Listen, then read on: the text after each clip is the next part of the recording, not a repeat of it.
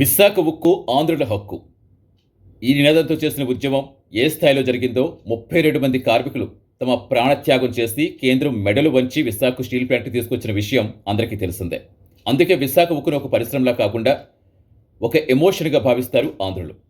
ఇక Visakha steel plant ప్రైవేటీకరణ చేస్తున్నారు అనే అంశం వెలుగు చూసినప్పటి నుంచి ఏ స్థాయిలో మళ్ళీ నిరసన దీక్షలు సాగాయో కార్మికులు ఇంకా కంటిన్యూ చేస్తూనే ఉన్నారు. ఇక రాజకీయ పార్టీల మధ్య ఎంత మాటల యుద్ధం సాగిందో ప్రత్యేకించి చెప్పక్కర్లేదు, ఇప్పటికీ జరుగుతూనే ఉంది. ఇక తాజాగా విశాఖ ఉక్కు పరిశ్రమకు సంబంధించి సిఐఏ సదస్సులో సీఎం చంద్రబాబు గారు చేసిన కొన్ని వ్యాఖ్యలు విపరీతంగా వైరల్ అయ్యాయి. సో దానిపై వైసీపీ పెద్ద రాద్ధాంతమే చేస్తోంది. ఇక తాజాగా ఏపీసీసీ చీఫ్ షర్మిల కూడా అటు కేంద్ర రాష్ట్ర ప్రభుత్వం టార్గెట్ చేస్తూ చాలా ఘాటైన ఆరోపణలు చేశారు. అసలు దేశంలో భారతీయ కార్మిక చట్టం అమల్లో ఉందా, లేక మోదీ గారి లేబర్ చట్టం అమల్లో ఉందా అంటూ ఆమె నిలదీశారు. ఆంధ్రుల హక్కుతో చెలగాటమాడే హక్కు మీకు ఎవరిచ్చారని, స్టీల్ ప్లాంట్ను అమ్మే కుట్రలో భాగంగా ఎంత జరుగుతుందనే అనుమానం కూడా వస్తుందని ఆమె ఘాటు ఆరోపణలు చేశారు.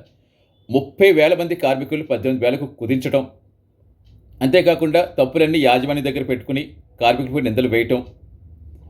అసలు ఇదంతా చూస్తుంటే ఖచ్చితంగా మీరేదో ఒక వ్యూహాత్మకంగానే ముందుకెళ్తూ ప్రైవేటీకరణను ముందుకు తీసుకెళ్లే విధంగానే చేస్తున్నారని అనుమానం వస్తుందని కూడా ఆమె చెప్పారు.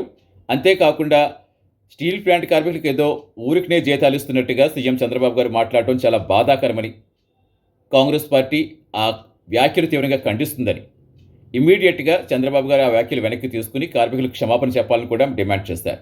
నిజంగా కార్మికులపై మీకు అంత ప్రేమే ఉంటే తొలగించిన వారిని విధుల్లోకి తీసుకుని వారికి పెండింగ్ జీతాలు చెల్లించాలని, కేంద్ర ప్రభుత్వంతో మోదీ గారితో విశాఖ ఉక్కు పరిశ్రమ ప్రైవేటీకరణ చేయటం లేదు అని బహిరంగ ప్రకటన చేయించాలని, ఎన్నికల్లో మీరు ఏదైతే హామీలు ఇచ్చి గెలిచారో ఆ హామీలను నెరవేర్చే విధంగా ప్రయత్నించాలని కూడా ఆమె చంద్రబాబు గారిని డిమాండ్ చేస్తారు.